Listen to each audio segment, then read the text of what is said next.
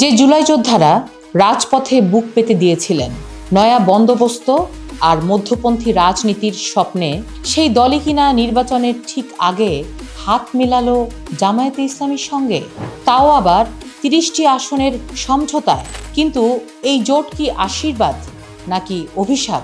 কেন ডক্টর তাসনিম জারা, নুসরাত তাবাসসুম কিংবা তাসনুভা জাবিনের মতো ফ্রন্ট লাইনাররা একে একে দল ছাড়ছেন? পর্দার আড়ালে আসলে কি ঘটেছিল ২৫শে ডিসেম্বরের সেই রুদ্ধদ্বার বৈঠকে? আমি ফারাহ দিবা, ভয়েস অফ বেঙ্গলের বিশেষ বিশ্লেষণে আপনাদের স্বাগত। আজ আমরা কথা বলবো জাতীয় নাগরিক পার্টি বা এনসিপির সেই ভাঙন নিয়ে, যা দেশের রাজনৈতিক সমীকরণ পাল্টে দিচ্ছে।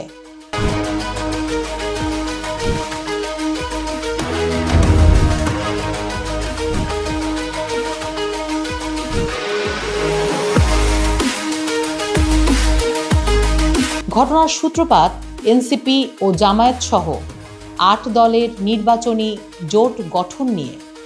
এনসিপির আহ্বায়ক নাহিদ ইসলাম বলছেন, এটি বৃহত্তর ঐক্যের স্বার্থে এক রণকৌশল। কিন্তু দলের নারী নেত্রীরা বলছেন অন্য কথা।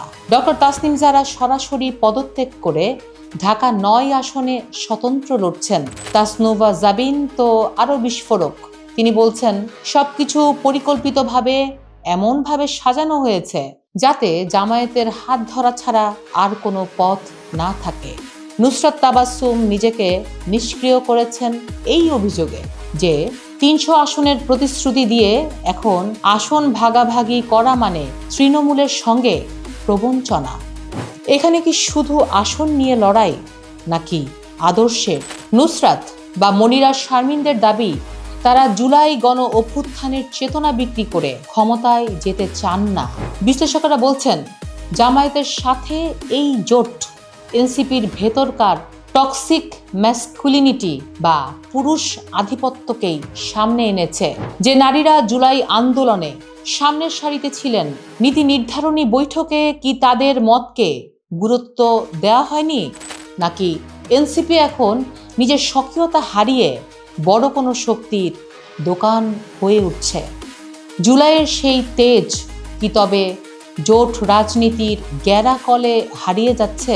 এনসিপি কি পারবে তার এই নারী নেত্রীদের ছাড়াই বাউন্স ব্যাক করতে, নাকি জামায়াতের সাথে এই কৌশলগত মিত্রতা তাদের জন্য কাল হয়ে দাঁড়াবে?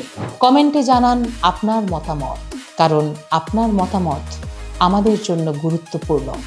আমাদের কন্টেন্ট ভালো লেগে থাকলে সাবস্ক্রাইব করুন, ফলো করুন, আর এমন বিশ্লেষণধর্মী ব্যাখ্যার জন্য বেল বাটনে ক্লিক করে রাখুন।